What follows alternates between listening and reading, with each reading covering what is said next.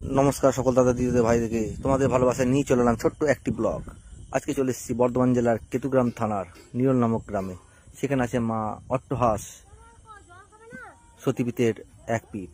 এখানে মায়ের বাইরের চত্বরটুকু দেখে নাও, ফুলের সামগ্রী বিক্রি হচ্ছে, পুজোর সামগ্রী বিক্রি হচ্ছে। এই হচ্ছে মায়ের মূল গেট। ভেতরে ঢুকে দেখছি বাঁ দিকে জলের একটা সুন্দর এটিএম। এখানে ভক্তবৃন্দরা সব জল টল খায়, জল খাওয়ার ব্যবস্থা করে রেখেছেন। তা দেখতে পাচ্ছ মনোরম পরিবেশ, চারিদিকে গাছপালায় ভর্তি, খুব সুন্দর। সামনে ভক্তবৃন্দরা বসে আছেন। আমরা একটু এগিয়ে যাচ্ছি, এগিয়ে গিয়ে দেখছি সামনে একটা অতিথি নিবাস দেখা যাচ্ছে। এই অতিথি নিবাসে পর্যটকরা আসেন, কোনো সময় থাকেন, কোনো সময় থাকেন না। বেশিরভাগ সবাই পুজো করে বেরিয়ে চলে যায়, থাকেন না। আর আশেপাশে সেরকম কিছু নেই, গ্রামগঞ্জের জায়গা বুঝতেই পারছো, আর সেরকম সুবিধা কিছু নেই। এই হচ্ছে মায়ের ভেতরকার গেট, ভেতর দিয়ে ঢুকছি আমরা। তার সামনে দেখে মনে হচ্ছে কিছু একটা বসে আছে। হ্যাঁ, ওই তো উনি তো ভোলেনাথ।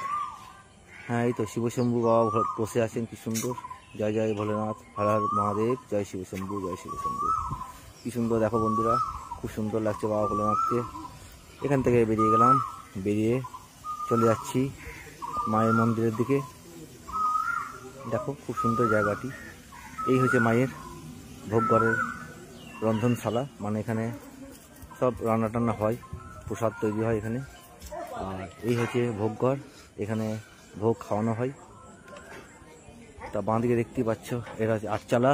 খুব সুন্দরভাবে সাজিয়েছেন এবং খুব সুন্দর কাজ করেছেন এখানে। আগে এরকম ছিল না, এখন আগের থেকে অনেক ডেভেলপ হয়েছে জায়গাটা। এই ভেতর দিকে ঢুকে দেখলাম, ভেতরে অনেক কারুকার্য করা আছে, দেবদেবীদের অনেক রকম মূর্তির সব বিগ্রহ করা আছে, চিত্রপট আঁকা আছে। খুব সুন্দর লাগলো দেখে, তোমরা তো দেখে বুঝতেই পারছো। তোমরা আসো, এসে দেখো, তোমাদেরও ভালো লাগবে জায়গাটি।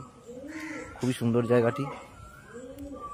তা এই জায়গাটি একদম মাঠের শেষ প্রান্তে, তা খুব নিস্তব্ধ জায়গা। তোমরা আসলে দেখলে বুঝতে পারবে অবশ্যই। সামনে দেখতে পাচ্ছ মায়ের মন্দির। মায়ের মন্দিরের ছবি তোলা নিষেধ আছে, তাও চেষ্টা করব তোমাদেরকে দেখাবার। দেখো সুন্দর কাঁঠাল হয়েছে, দেখো দেখো কত সুন্দর। তা দেখে নাও, যা কষ্ট করে মায়ের মূর্তিটা একটু দেখিয়েছি তোমাদের। তা এই হচ্ছে মায়ের যজ্ঞবেদী, আর এই হচ্ছে মায়ের আটচালা, তোমাদেরকে তো দেখালামই। এই হচ্ছে বাবা ভৈরব। প্রত্যেকটা মন্দিরে বাবা ভৈরব তো থাকবেনই, আবার সতীপীঠ, এটা সতীপীঠে তো থাকবেন বাবা মহাদেব, বাবা ভৈরব। তা এখান থেকে চলে যাচ্ছি আমরা মায়ের মন্দিরের দিকে। এই হচ্ছে যজ্ঞবেদী।